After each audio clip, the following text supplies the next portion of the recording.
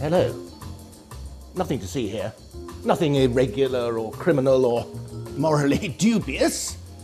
Just a quick inventory of this week's offshore assets.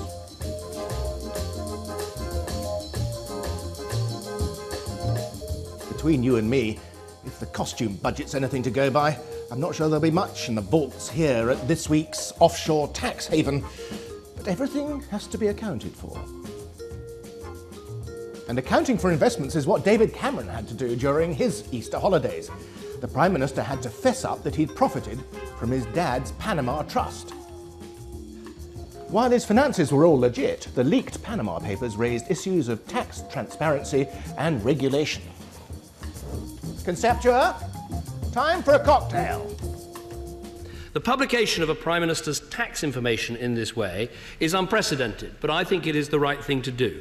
But let me be clear, I'm not suggesting that this should apply to all MPs.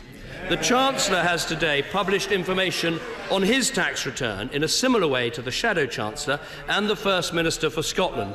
Now, this begs the question of how far the publication of tax information should go. With all this stuff about tax havens, Labour ancient Dennis Skinner erupted. It happens from time to time.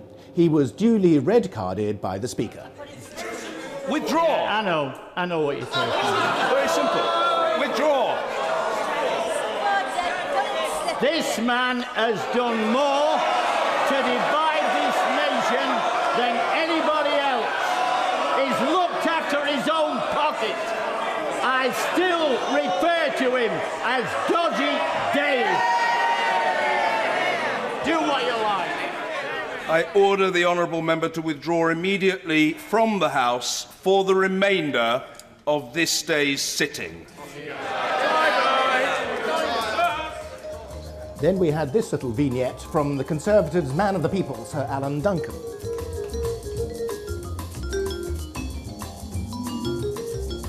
Oh, I say.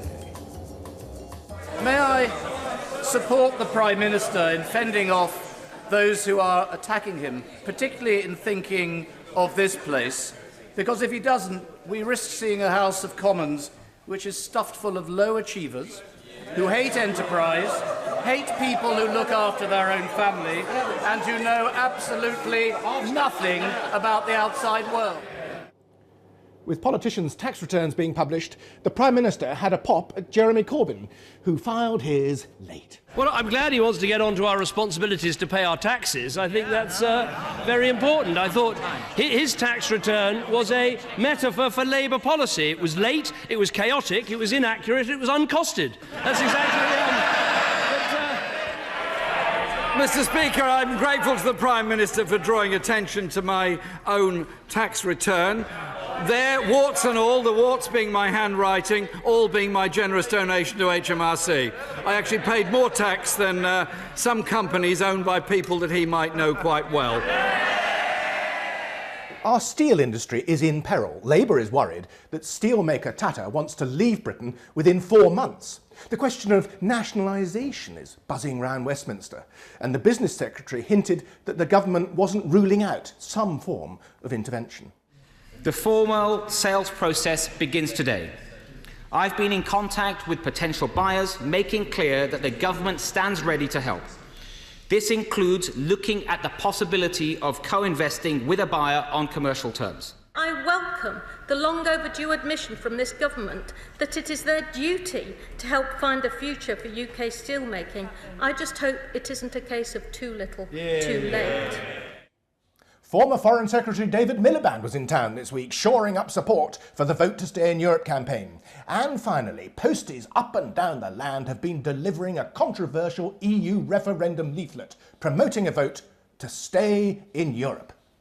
Your post, Mr. Letts. Ah, I've been waiting for this.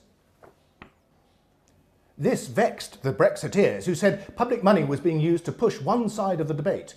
And at PMQs, David Cameron was reminded of strong feelings on his own side about this leaflet.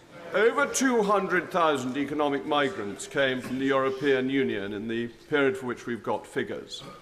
And yet the propaganda sheet sent out to the British people claims we maintain control of our borders.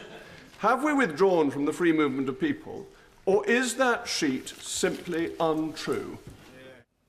The nation's been waiting for Jeremy Corbyn to lay out his deck chairs on the EU, and finally we've learned he's up for some R&R. Not rest and recuperation, but remain and reform.